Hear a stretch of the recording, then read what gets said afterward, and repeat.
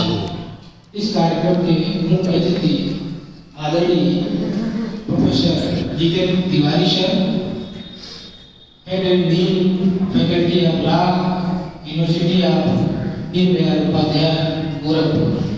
मैं सर का बहुत बहुत आभार प्रकट करता हूँ कि हम लोगों के आग्रह पे साहस जो स्वीकार करते हैं और हमेशा आते हैं। उनका मैं हृदय से आभार और अभिनंदन करता हूँ। और साथ में मैं अपने प्राचार्य का भी स्वागत और अभिनंदन करता हूँ कि वो मंच पे आज हमारे इस कार्यक्रम में आसीन है। और मैं अपने बुद्धिजनों से आग्रह करूँगा कि माँ सरस्वती और महाराज की प्रतिमा पर माल्यार्पण कर कार्यक्रम का शुभारंभ करें।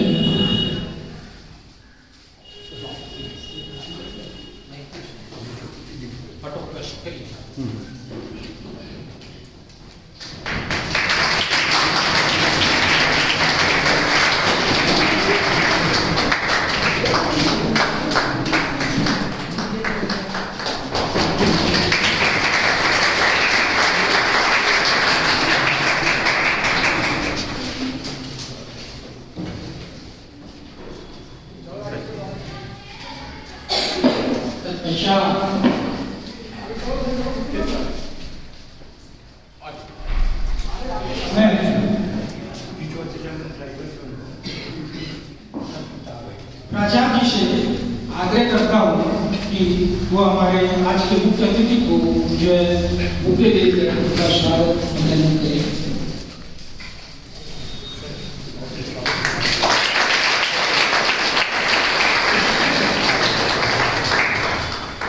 और मैं अपने विधि विभाग के प्रोफेसर मृत्युंजय राज सर से आग्रह करता हूँ कि सर का माल्यार्पण करके स्वागत करें।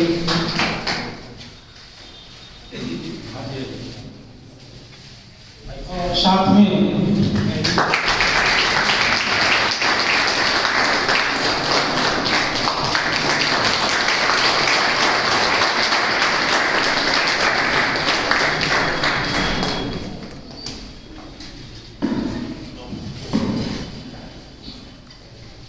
तत्पश्चात मैं आज इस संविधान दिवस के अवसर पर सभी लोगों को जो है शुभकामनाएं और बधाई देता हूँ। आज का दिन बड़ा ही महत्वपूर्ण दिन है क्योंकि आज ही के दिन 26 नवंबर 1949 को हमारे संविधान सभा ने जो है एक संविधान को इस देश को बनाकर दिया था ताकि देश का शासन सुचारू रूप से चल सके। और इसी की कड़ी में आज हम लोग उपस्थित हुए हैं। तो मैं चाहूंगा कि हमारे आज के मुख्य अतिथि प्रोफेसर जितेंद्र तिवारी सर अपने उद्बोधन से हम सभी लोगों को जो है अनुप्रेरित करें, लाभान्वित करें। Professor Tiwari sir.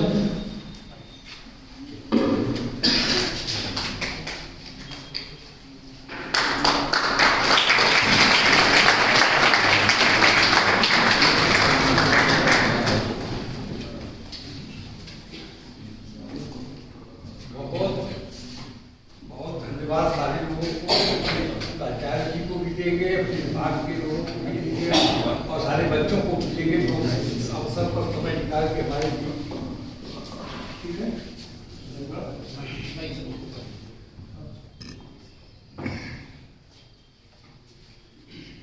तो सबका आभार व्यक्त करते हुए आज के इस विशेष दिवस पर आप सबका अभिनंदन करते हुए मैं चंद बातों को बिना किसी ताम झाम के आपके बीच रखना चाहता हूँ, जिस पर आपको विचार करना है। आज बहुत महत्वपूर्ण विचार इसलिए करना है कि अक्सर टीवी के डिबेटों में और नेताओं के धक या बकबक करने में आप संविधान के मूल चीज को भूल जा रहे हैं। एक मिनट के लिए हम आपको प्री लीगल वर्ड, विधि पूर्व की दुनिया में ले सकते हैं। मैंने विधि पूर्व की दुनिया वह दुनिया होती है जिसमें कोई विधि नहीं होता है, न कोई संविधान होता है, न कोई व्यवस्था होता है। अब आप विधि पूर्व की दुनिया में हैं, आप हमारे तरफ के देख रहे हैं, आप आपस में मारपीट कर सकते हैं, कोई सजा नहीं है, आप कुछ बैठ सकते हैं, कोई सजा नहीं है, क्योंकि विधि तो है नहीं, कोई विधि की पूर्व की दुनिया में है। लेकिन ऐसा आप नहीं करते। तो कानून अगर नहीं भी है, संविधान अगर नहीं भी है, तब भी कुछ ऐसी चीजें होती हैं आपके दिमाग में, आपके विचार में, आपके व्यवहार में, जो आपको नियंत्रित करता है। कर रहा है नहीं कर रहा है? आप 26 नवंबर 1949 के पहले वाली स्थिति में चलिए। ऐसा तो नहीं 26 नवंबर 1949 के पहले भारत नहीं था, भारत तो था ही, व्यवस्था भी था, जो भी व्यवस्था था उस व्यवस्था के तहत गवर्न हो रहे थे। और उस व्यवस्था की कल्पना कीजिए आप। 26 नवंबर 1949 जो आपके संविधान लागू होने की तिथि है, वो संविधान आपका नहीं आया था। उस समय भारत की क्या स्थिति थी? जब हम संविधान स्वीकार किए, 26 नवंबर का दिन जो महत्वपूर्ण है हमारे लिए संविधान के लिए, उसके पूर्व क्या स्थिति थी? मैंने प्री कॉन्स्टिट्यूशनल डे, संविधान के पूर्व आपकी क्या स्थिति थी? तमाम तरह के धर्म जो है, धर्मों के बीच संघर्ष हो रहा था, लड़ाई हो रहा था ना। तमाम तरीके के विचारक या चिंतक लोग थे जो आपस में उलझ रहे थे, जूझ रहे थे, लड़ रहे थे। तमाम तरीके के सामाजिक व्यवस्थाओं में विघ्न बाधा था। आप एक चीज को ध्यान रखिए, कानून एक अलग चीज होता है, विधि अलग चीज होता है। विधि के पास करने की व्यवस्था एक अलग प्रक्रिया होती है, एक अलग संस्था होती है, अलग व्यवस्था होता है। उसी व्यवस्था के तहत संविधान में दिया है कैसे संविधान में विधि बनेगा, कैसे बिगड़ेगा, कैसे संशोधन होगा, कैसे समाप्त होगा। लेकिन संविधान की कोई प्रक्रिया नहीं होती है, कोई संस्था नहीं होता है, कोई विशेष प्रक्रिया का पालन नहीं होता है। तो एक अगर संविधान पूर्व देखेंगे तो संविधान तो है नहीं। अभी आप संविधान पूर्व की दुनिया में जी अपनी को जी समझिए और देखिए कि क्या माहौल था। तो माहौल खराब स्थिति में था, तमाम नेता थे, तमाम विचार थे, तमाम धर्म थे, तमाम व्यवस्थाएं थी, तमाम सामाजिक वितरण था। भारत का कोई सीमा का निर्धारण नहीं था, सीमाओं पर जो है विवाद व्यक्त हो रहा था। लेकिन एक सामाजिक राजनीतिक वातावरण था। तो ये संविधान की उत्पत्ति जो है सामाजिक और राजनीतिक घटना चक्र, किसी भी देश की संविधान या कोई भी संविधान किसी संवैधानिक प्रक्रिया का पालन करके या संवैधानिक संस्था द्वारा नहीं बनता है, ये दिमाग में याद रखिएगा। कानून बनता भी करता है, लेकिन संविधान राजनीतिक, सामाजिक, सांस्कृतिक, ऐतिहासिक घटना चक्र का परिणाम होता है। अब वही ऐतिहासिक घटना चक्र 1947 का, उसके पहले का जो विचार था, जो भी सोच था, वह सब इसी में संविधान में 26 नवंबर 1949 को समाहित किया गया। अब आप एक तरीके से देखेंगे कि नए तरीके का व्यवस्था बना, नए तरीके की सोच बना और सब लोगों ने, सारे लोगों ने सामाजिक राजनीतिक वातावरण के तहत ये प्रतिज्ञा लिया। संविधान का प्रतिज्ञा प्रस्तावना पढ़ते हैं ना, ये क्या कहते हैं कि अब अभी तक हमारा सोच या विचार या धर्म या कुछ भी रहा हो, जैसा भी रहा हो, लेकिन अब हम प्रतिज्ञा करते हैं कि अब हम संविधान का अनुसरण करेंगे।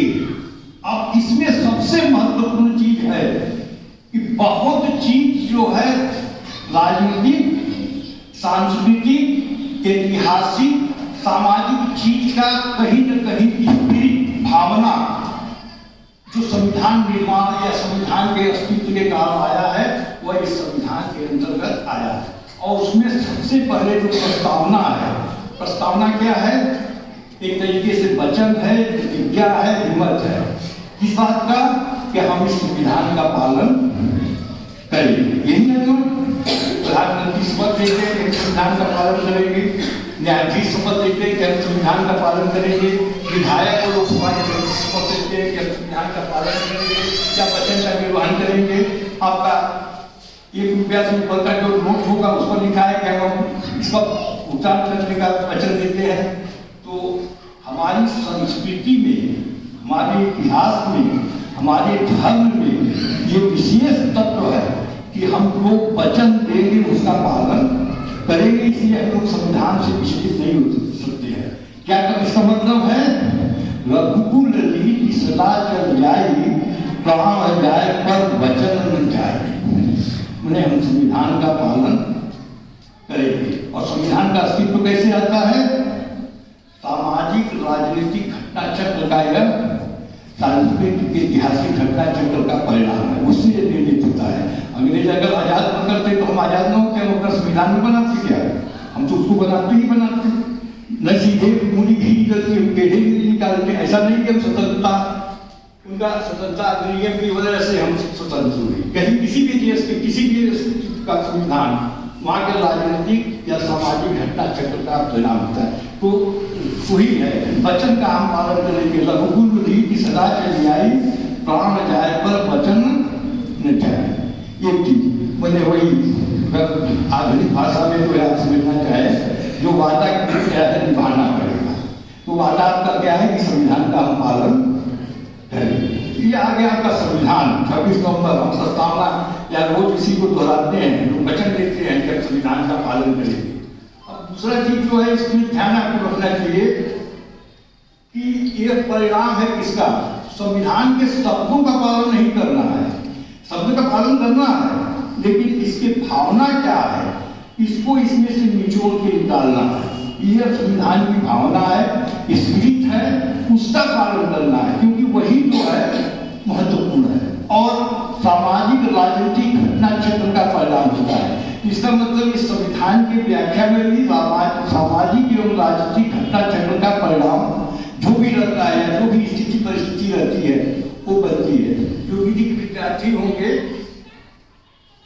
वो जानते होंगे ये 4 महत्वपूर्ण केस जो है उनको पता होता है। शंकरी प्रसाद, सज्जन सिंह, गोरखनाथ और केशवानंद भारती संविधान संशोधन से संबंधित है। ये 4 केस लोग पढ़ते हैं और पढ़ाते हैं इसमें क्या हुआ, इसमें क्या हुआ, इसमें क्या हुआ, इसमें क्या हुआ।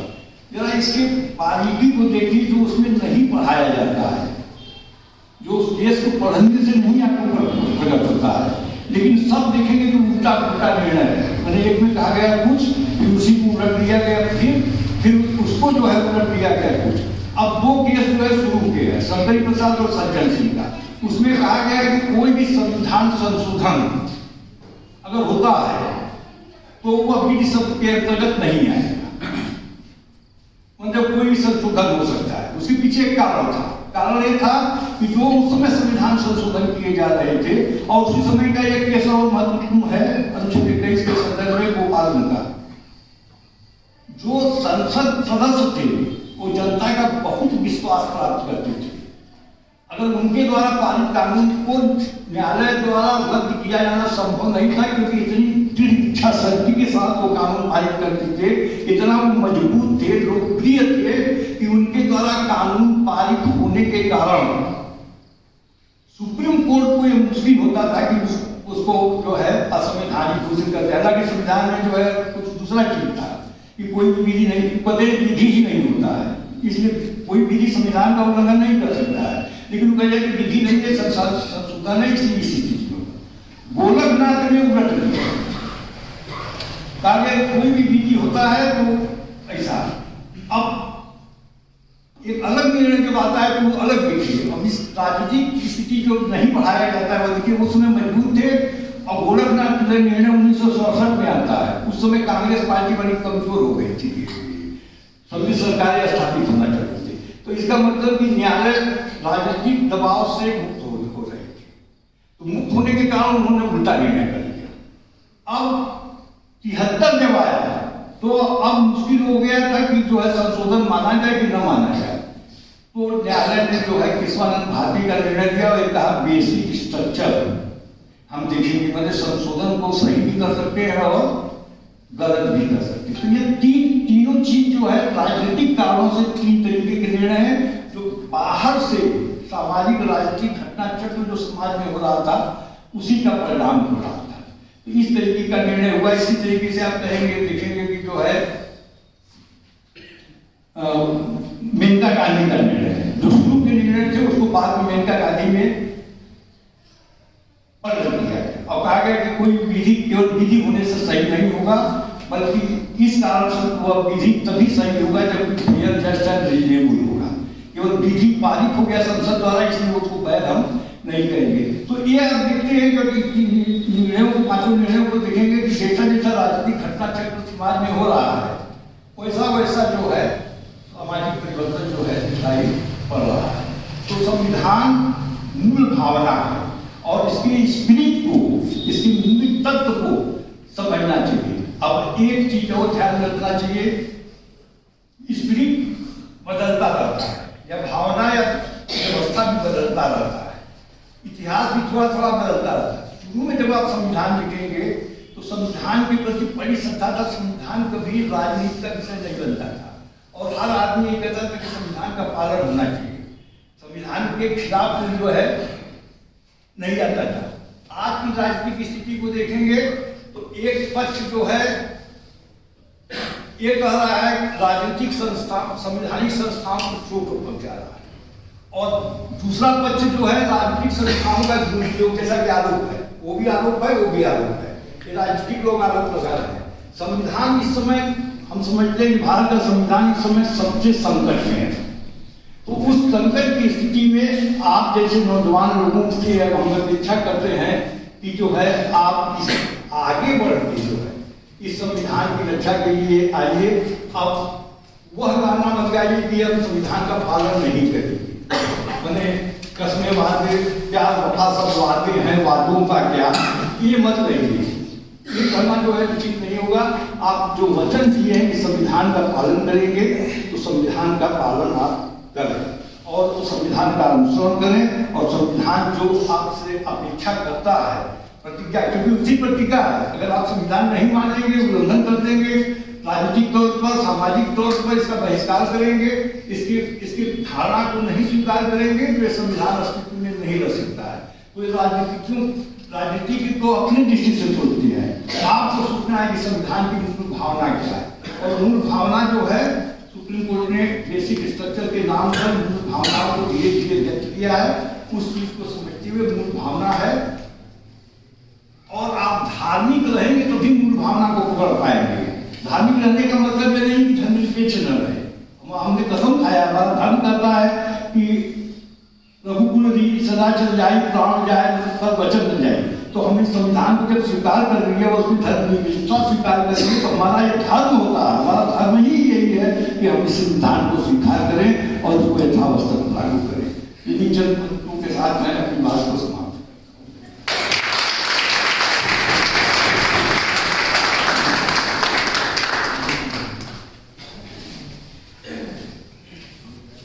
धन्यवाद सर। इसके बाद मैं अपने प्राचार्य से आग्रह करूंगा कि वो आए और 2 मिनट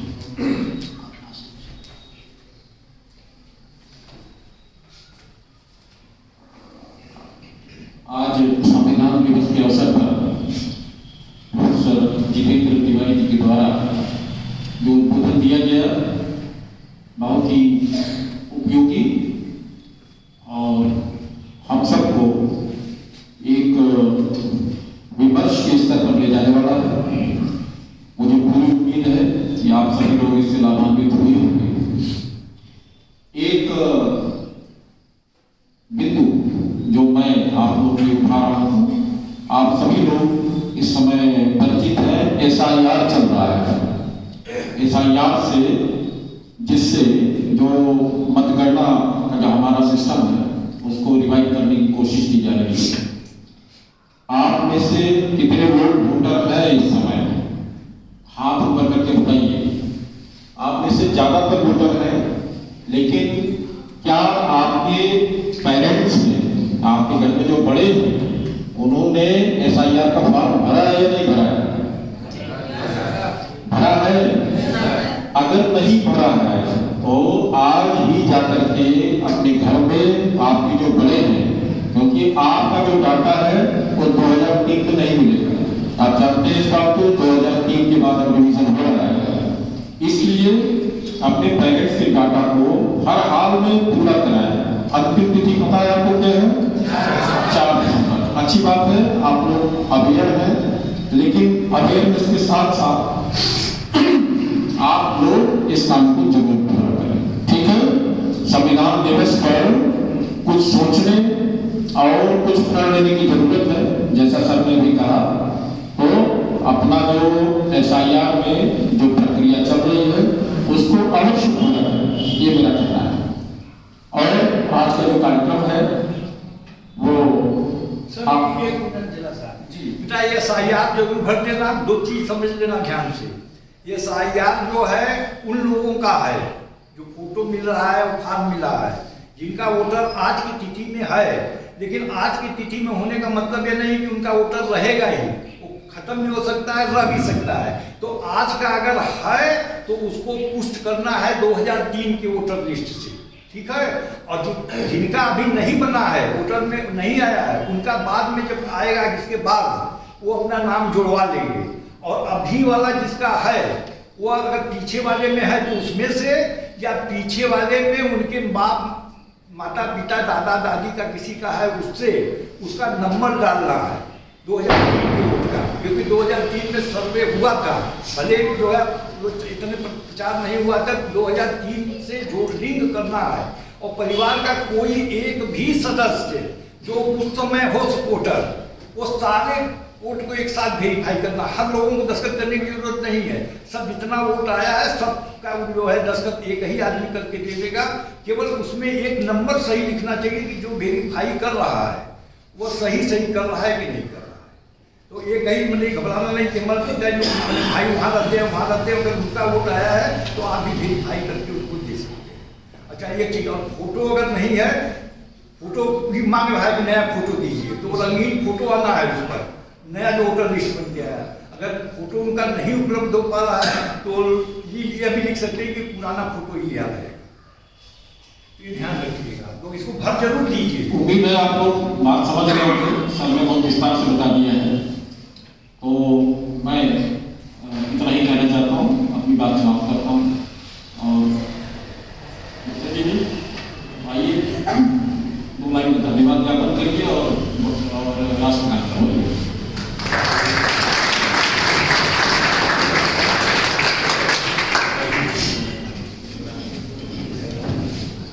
धन्यवाद सर।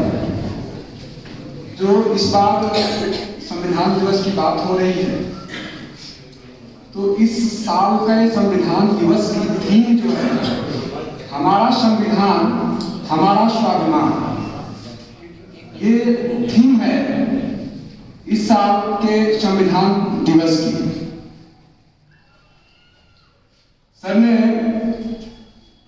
जो बातें बताई हैं उसके डिटेल में हम नहीं जाना चाहते हैं।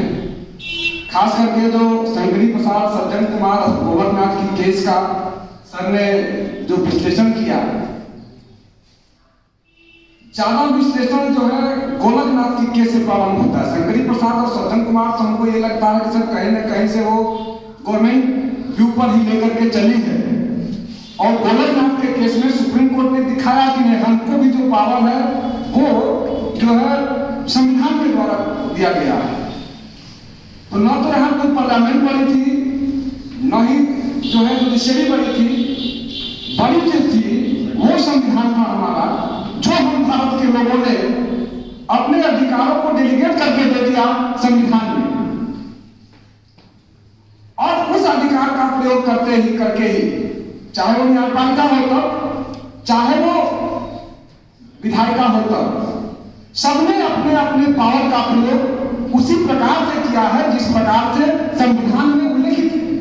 उससे आप अलग नहीं जा सकते, क्योंकि जैसे ही अगर आप उससे अलग जाने का प्रयास करेंगे, then have power to judiciary declare that type of law is not required।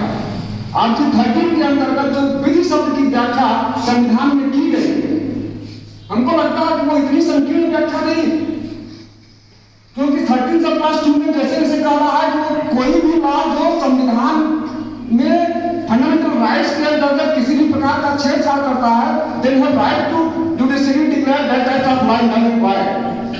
Fundamental rights के ऊपर किसी भी प्रकार का ओवरराइडिंग इफेक्ट नहीं चाहता है। लेकिन इसका मतलब क्या कि राइट को लेकर के हम ड्यूटी को भूलते चले जा रहे हैं, जो हमारे संविधान की भी एक थीम थी। और आज हम ज्यादा राइट ओरिएंटेड सोसाइटी पर ही ज्यादा बात करते चले जा रहे हैं, ड्यूटी पर बात नहीं करना चाह रहे हैं। सर ने बहुत कम टाइम दिया है, मैं इस विषय पर कभी बाद में भी पर चर्चा की जा सकती है। धन्यवाद। ज्ञापन का विशेष महत्व है। मैं आदरणीय प्रोफेसर जितेंद्र तिवारी सर का बहुत बहुत धन्यवाद ज्ञापन करता हूं कि उन्होंने अपना अमूल्य समय जो है हम लोगों के लिए दिया है, इसके लिए हम उनके आभारी हैं। बहुत बहुत धन्यवाद सर। मैं अपने प्राचार्य महोदय का भी बहुत बहुत धन्यवाद देता हूं कि वो तत्कालिक अवस्था में तुरंत जैसा होता है बस होना चाहिए, होगा ही, क्यों नहीं होगा। तो इस बात से हम लोगों को भी प्रेरणा मिलती है तुरंत किसी भी प्रोग्राम को ऑर्गेनाइज कराने के लिए। मैं आभारी हूँ आप सभी छात्र छात्राओं का, मैं आभारी हूँ अपने सारे कॉलेज का जो अपना समय इस सभागार में दिए हैं। इन्हीं शब्दों के साथ मैं अपने वाणी को विराम देता हूँ और आपसे आग्रह करता हूँ कि एक बार कम से कम संविधान की प्रस्तावना का शपथ लिया जा सके।